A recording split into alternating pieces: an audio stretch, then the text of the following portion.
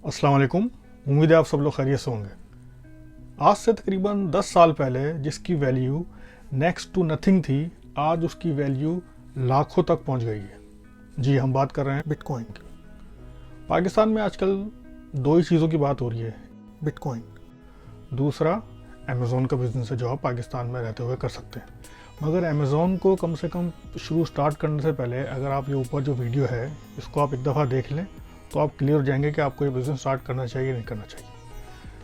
तो चलें बात करते हैं बिटकॉइन के बारे में कि बिटकॉइन क्या है, क्यों उसके पीछे दुनिया भाग रही है और या भागना चाहती है। तो आज हम आपको बताते हैं बिटकॉइन क्या है, आपको इसमें इन्वेस्ट करना चाहिए नहीं करना चाहिए, इसके प्रोस क्या हैं, कॉन्स क्या हैं, जो कि आप इसकी वीडियो को आखिर तक देखेंगे तो आप क्लियर हो जाएंगे कि आपको इसमें इन्वेस्ट करना चाहिए या नहीं करना चाहिए। आपको याद होगा 2008 में ग्लोबल इकोनॉमिक क्राइसिस आया था और इसी में ही लीमन ब्रदर्स जैसे इन्वेस्टमेंट बैंक कंगाल हो गए थे। वहीं से ही इसको बंदे को सतोशी को ये आइडिया निकला और इसने बिटकॉइन इंट्रोड्यूस करवाया और ये इसने वहाँ से जन्म लिया और आज इसको लाखों लोग फेवर में हैं और उसको यूज़ कर रहे हैं। बिटकॉइन डिजिटल करेंसी है, यानी वर्चुअल करेंसी है जिसको आप देख नहीं सकते जैसे हम रुपीज़ या डॉलर्स को देख सकते हैं। तो क्रिप्टो करेंसी एक डिजिटल एसेट है मगर इसका कंट्रोल किसी पे नहीं है। जैसे यूएस में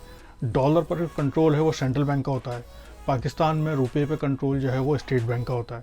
बिटकॉइन या क्रिप्टो करेंसी का किसी फाइनेंशियल इंस्टीट्यूशन का कोई कंट्रोल नहीं होता। 2008 में ये एक जहन में एक आइडिया था जो कि एक शख्स के अंदर था, मगर अब इसकी ट्रेडिंग करोड़ों में होती है।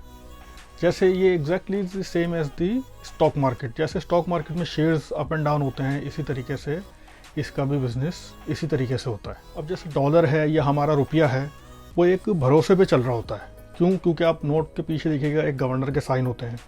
इस साइन के बगैर इस रुपये की कोई वैल्यू नहीं है, ये एक पीस ऑफ पेपर है।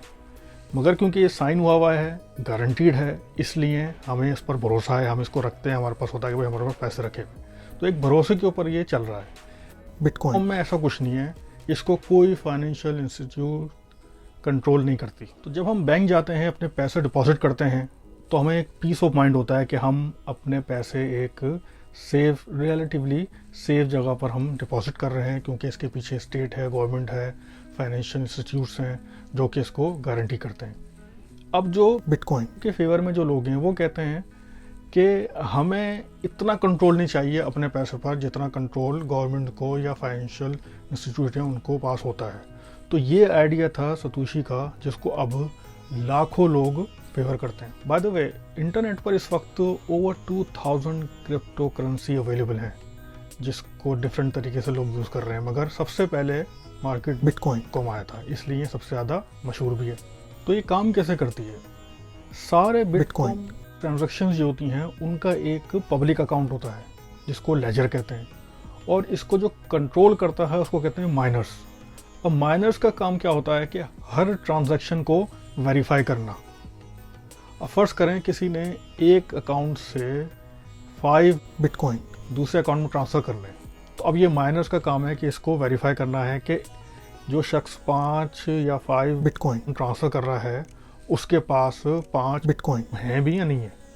तो ये उनका काम होता है, जो एक बड़ा कॉम्प्लिकेटेड सा काम है, इसको आप छोड़ दें, वो माइनर्स करते हैं। अब आप बोलेंगे माइनर्स का क्या होता है? माइनर्स को ये फ़ायदा होता है कि वो ये काम करते हैं, फिर उनको क्या मिलता है साथ में? बिटकॉइन वो मिलता है। डिपेंड करता है कि वो कितना वर्कआउट करते हैं। तो इस तरीके से ये सारा सिस्टम चलता है। तो इसको यूज़ कैसे करते हैं? सबसे ज़्यादा लोग इसको एज एन इन्वेस्टमेंट यूज़ करते हैं और बहुत लोग इसको एज एन ऑल्टरनेटिव करेंसी भी यूज़ करते हैं या यूज़ करना चाहते हैं, क्योंकि यूरोप में, अमेरिका में कहीं कहीं अब ये ऐसे जैसे हम नॉर्मल करेंसी यूज़ करते हैं, जैसे क्रेडिट कार्ड हम यूज़ करते हैं, तो अब बिटकॉइन में भी आप ट्रेडिंग कर सकते हैं। बहुत ये कम हो रहा है मगर होना शुरू हो गया है। मगर अभी तक इसका जो लोगों के अंदर वो कॉन्फिडेंट लेवल इतना नहीं हुआ है कि वो इसको ऐसे यूज़ कर सकें। मगर यू नेवर नो, फ्यूचर में शायद ऐसा होना शुरू हो जाए, मगर अभी फ़िलहाल ऐसा हो नहीं रहा है। मगर आजकल लोग इसको एज एन इन्वेस्टमेंट ही यूज़ कर रहे हैं। तो ये बिल्कुल गोल्ड की तरह है।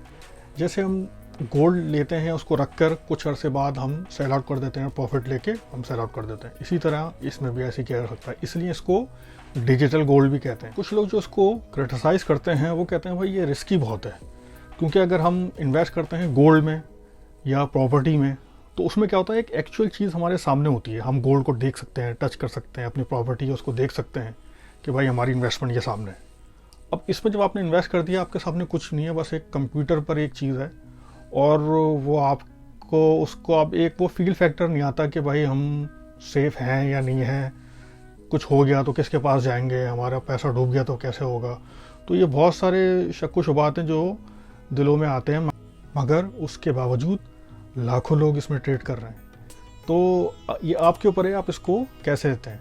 मगर इसमें जो सबसे सेफ जो तरीका है, अगर आपके पास स्पेयर मनी है और you can afford to lose that money, तो आप फिर वो पैसा यूज़ करें जो कि आप अगर आपको लॉस भी हो जाता है तो आप उसके पीछे एक आप मसले में ना आ जाएं, या ऐसा ना हो कि आप किसी से उधार लेके इसमें इन्वेस्ट कर दें, या आपका कोई बहुत ज़रूरी है, बड़े मुश्किल से आपने पैसा जमा किया है किसी भी मकसद के लिए, आप बोलते हैं कि इसमें मैं पैसा लगा देता हूँ तो और मैं पैसा ऐड कर लूँगा।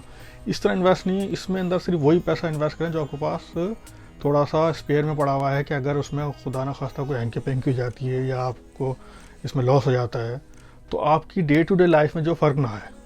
तो ये आप ख्याल रखेंगे थोड़ा सा, फिर हल्के हल्के आपको कॉन्फिडेंट लेवल आता जाए, या उसमें पहले आप इन्वेस्टमेंट करें, उसमें आपको प्रॉफिट आते जाए, तो उसी प्रॉफिट को दोबारा यूज़ करते करते और इसको आप बढ़ाते रहें। तो ये क्योंकि इसमें रिस्क जो है ना वो तो है, क्योंकि ये फ्लक्चुएट जो है ना बहुत ही तेज़ी से करता है, इसमें ऊपर नीचे जो है वो जाता है, एक दफ़ा में ये यहाँ पर होता है और एकदम इसकी वैल्यू गिरती है तो बिल्कुल यहाँ आ जाता है। तो इसमें वो जो भी पैसा लगा होता है वो लूज़ भी हो सकता है। तो इस ऑल डिपेंड्स ऑन यू कि आप उसको किस तरह लेते हैं, मगर आप इसमें जाएं तो सेफ खेलें। इसके कुछ नेगेटिव पॉइंट्स ये भी हैं, क्योंकि इसके अंदर मनी लॉन्ड्रिंग जो है बड़ी आसानी से जाती है, इसलिए जो है ना वो कोई गवर्नमेंट इसको बैकअप नहीं करती है। मनी लॉन्ड्रिंग का ख़तरा होता है। कुछ तो ट्रांजैक्शन ऐसी हुई हैं जिसमें ड्रग्स और वेपन्स की ख़रीदारी में क्रिप्टो करेंसी को यूज़ किया गया, तो इसलिए इसके अंदर लोग, और फिर ये इसमें दूसरी बात ये कि हर कोई इस करेंसी को बना सकता है घर पे बैठे बैठे। इंडिया में एक बंदे ने फ्रॉड किया, उसने करेंसी निकाली जिसका नाम था गेन बिटकॉइन। उस बंदे ने लोगों के 2000 करोड़ रुपया इन्वेस्ट कर डाला, और लोगों ने उस पर ट्रस्ट भी किया, क्योंकि वो जाहिर सी बात है जब लालच आती है ना कि अच्छा अब 100 के आपको 5000 मिल जाएंगे, तो उस लालच में बंदा आ जाता है। तो 2000 करोड़ का उसने फ्रॉड किया और वो अभी तक आराम से फिर रहा है और उस जमानत पर बाहर है, 2000 करोड़ के ऊपर का मालिक बना हुआ है। तो इसमें ये सब कुछ होता है, तो इसमें बड़ा सेफ खेलने की ज़रूरत है।